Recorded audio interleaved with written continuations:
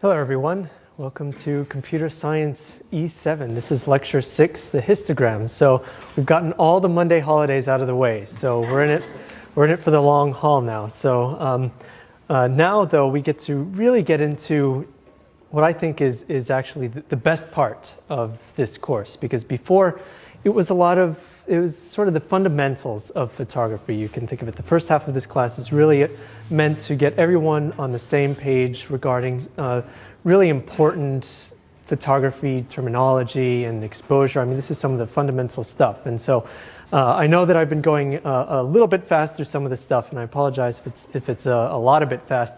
But now that we're getting to some of the good stuff here, hopefully we'll be able to slow it down a little bit and talk about some of this stuff as it pertains to digital photography, which is presumably why all of you are here.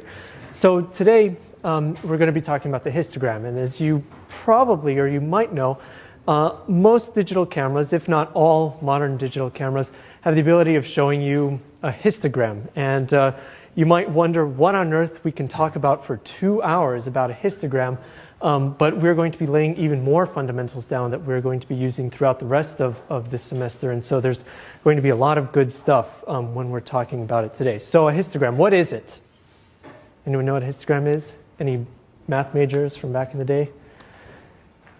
Histograms. It's a Sorry? graph that shows ranges of information. Right, good. So it's a graph that shows ranges of information. So a histogram is not photography specific. It can be very, very general. So for example, this is a histogram of black cherry tree height. So basically what it shows you is it's showing you a count of information. So how much of something that exists. So in this case, there's a height for black cherry trees. They range from about 60 feet to 90 feet tall. And then it shows us on the y-axis the count of how many trees actually exist at each of those particular heights. So as you can see, we have about 3 at height 60. So in the range of 60 to 65, we have 3 trees. 65 to 70, we have 3 trees. 70 to 75, we jump up to 8 trees, so on and so forth. So unfortunately, I have to show us this somewhat, this is not a very relevant histogram. Back a couple of years ago when we first started doing this class, this lecture, the histogram, came right after the exam lecture, and we had a really nice histogram of how everybody did. And it tended to be sort of like this, right in the middle.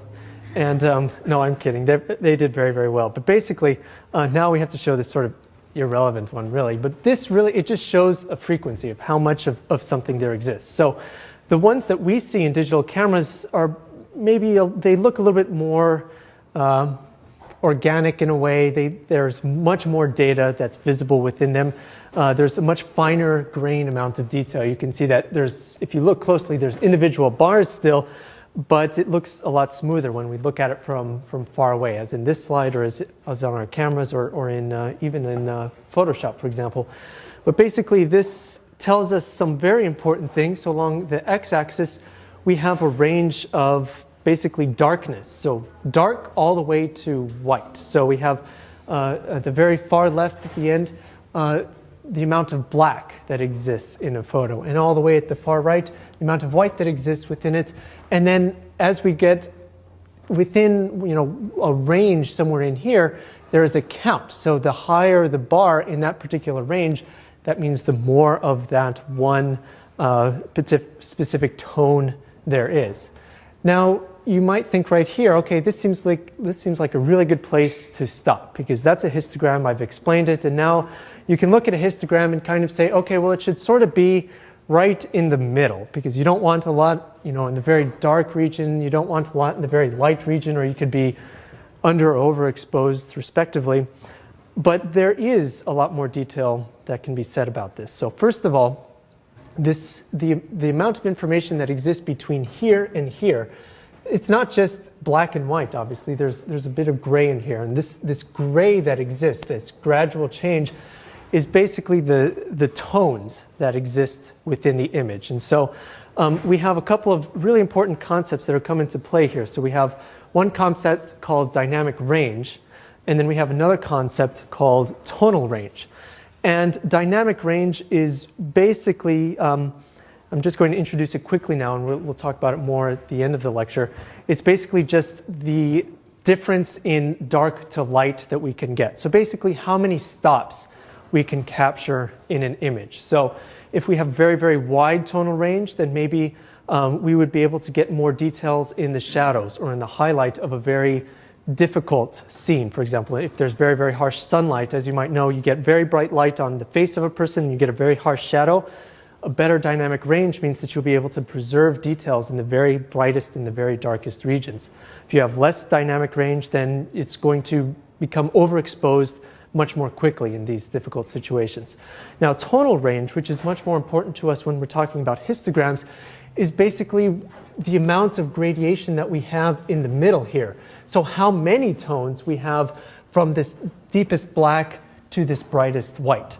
So if we have a wide tonal range, then we could have these very smooth gradients, as if we have just a picture of something that goes slowly from black to white, for example, it would look very smooth. There's not this sort of a step that you would see as the brightness level goes from dark to a little bit brighter to a little bit brighter. It will look a lot smoother if we have a larger tonal range. And that's something that's very important to keep in mind as we move forward. But okay, let's go back to histograms here. So what I'm telling you about histograms is that it's just a frequency count of basically the tones within an image. So if you have, in this case, in this histogram's case, you can see that we have a very high amount of tones in sort of this mid-bright region. So not right here, not right in the middle, but it's sort of middle bright, which actually would be pretty good. But if we take a look at some real-world examples of histograms, for example, a total underexposure, where we just completely messed up, or we took a photo with the lens cap on, or something like that, and it was a completely black photo, then what you would expect to see is this. You have nothing that's brighter than completely dark, but you see just this very tall, sort of black column that exists at the very left side of the luminosity. Now, you can imagine what happens if we have a total overexposure. Let's say that we were using the manual mode and we were taking a night scene, for example. So we have a really long exposure, maybe low ISO, so on and so forth. Then we put the camera away, then we come back the next day and take a photo with the same settings, forgetting that we had used those settings, and it's completely white. What would the histogram look like in this case? Yep, exactly. So we have a bar that's completely on the right. Now, obviously, this is not going to be the general case for photographs. You're not going to have one color, one tone that's going to be completely white or completely black. And in fact, I should mention that this is just a window taken basically from Photoshop. So if you have seen a histogram on your own camera, rest assured that what we are talking about is important for not just that, but also for some of the tools that exist for your computer today. But going back to these photographs, this is generally not the type of photograph that we take for artistic reasons. So what we might have is something much more like this. So this was the pinhole photo from last year, but it shows, the whole point of this is that we have the photo and then the histogram right next to it. It shows us the histogram that exists there. Now, one thing that's really important to mention about the histograms is that when you take a photo, generally you're chimping over your camera to take a look at what the photo looks like, and you're looking just at the photo. Now, this can be very, very deceptive for a variety of reasons. One of them is that the LCD on the back of your camera is not going to do a very good job of showing you just how light or just how dark that is, depending on the lighting conditions that you are in. So for example, if you are outside, it's really bright, really sunny, most likely your LCD is going to be washed out and it's going to be difficult to tell just how bright or just how dark that is. And on the other side, if it's completely dark, then what can happen is that it will look brighter than it actually will once you put it onto a computer, for example. And so this is a very bad combination. When you're in the dark and you're looking at a photo and it looks brighter, then you might say, okay, well, I'm done, but you're really not. It actually was much, much too dark. It was very underexposed compared to what you want. And so this is where the histogram can come into play, where you can try to fit the tones within the photo into sort of the center region of the histogram. Now, what I'm trying to show you here are some well-exposed examples of what a histogram would look like, but you will see that there's not one sort of formula that a histogram follows in order to be correct. So this one's very easy. There's all of the tones fit within the dynamic range of the camera. There's nothing that's brighter than the brightest white that the camera is capable of taking. There's nothing darker than the deepest black. And the reason that I know that is that all of the tones, as shown by the histogram, fit within the histogram. There's nothing at the far ends, as we would see if it was completely, if there were some pixels that were completely overexposed, we would see a little bump all the way on the right side, and vice versa for underexposure.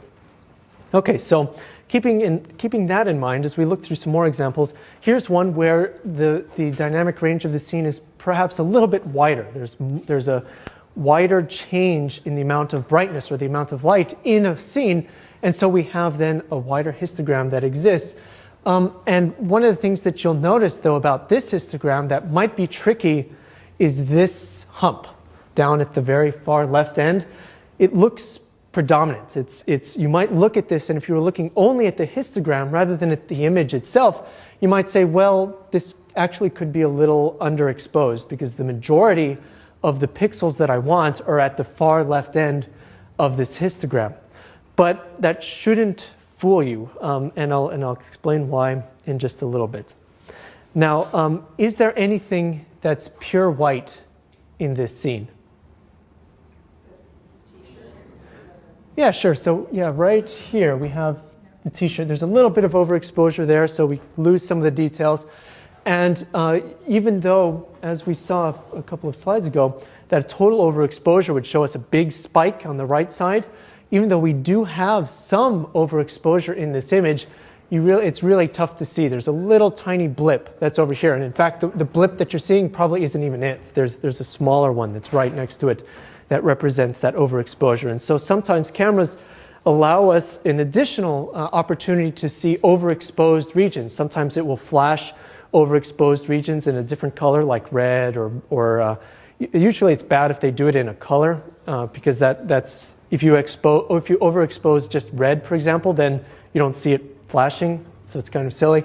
But if they flash it in black, for example, then you would be able to see that that particular region is overexposed. And in a scene like this where there's a lot of light, you're probably not going to be able to do anything to get a better exposure, frankly. If you wanted to decrease the exposure value so that this was then less overexposed, right? You turn down the exposure value so you can get it to be better in terms of the exposure, then everything else could look underexposed. Okay, so let's take a look at a few more examples. Here's another one that we've seen before. This has quite a large dynamic range, this scene, because as you can tell, we have quite a few regions that are very, very dark, particularly the upper left-hand corner, and then we have some regions that are completely white, so as in right here above where a light was, just underneath the waterfall. And that's reflected in the histogram. We have a very large spike here along the left and just a little bit of white along the right side here. Now, so remember that no one histogram formula makes it right. So each of these could be considered well exposed, and the histograms, as you can see, vary by quite a large margin. So you can't just look at just the photo on your LCD screen. You can't just look at the histogram. You really need to look at both and try to make a determination of the exposure, of the final exposure of your scene. Now, one of the things that's important to realize is that the histograms that the cameras show you and that your computers show you are a fixed height. They don't get any higher, they don't get any shorter than the height that you currently see. So right here, I have this very, very big spike, and it has to fit that spike along with these other sort of valleys or these other peaks and valleys that exist within the histogram onto that same height. So what the camera does is it will tend to shrink the histogram. It will just compress it down a little bit. It won't change the width at all, but it'll make it a little bit shorter, or it'll make it a little bit higher to try to make it a little bit more apparent what some of these histograms are. And that was sort of the problem that we saw here. We have quite a few pixels that are a little bit darker, which is sort of the background region that exists here, and even the shorts and the shadows. Just there's a variety of regions in here that are darker, but it's not. It doesn't contribute to an overall underexposure of the image.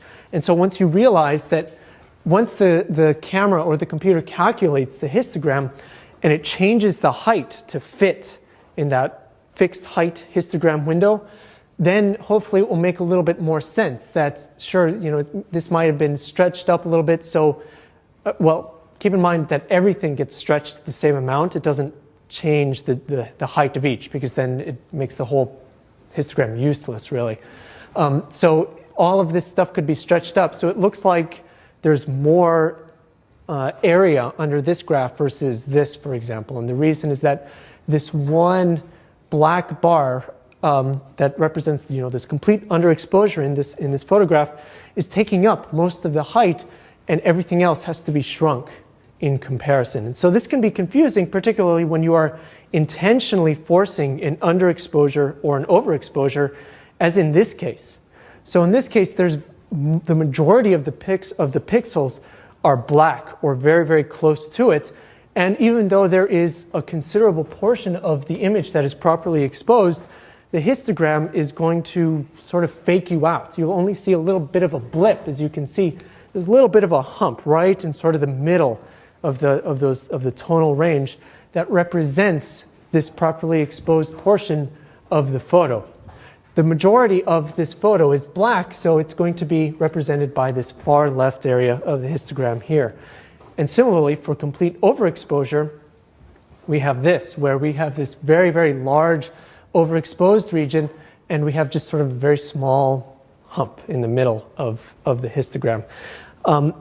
So if you are intentionally trying to force an overexposure, this could be something to watch out for. But if you are not, if you're just trying to regularly expose an image, then you should look for a very, very sharp spike on either end and try to adjust accordingly.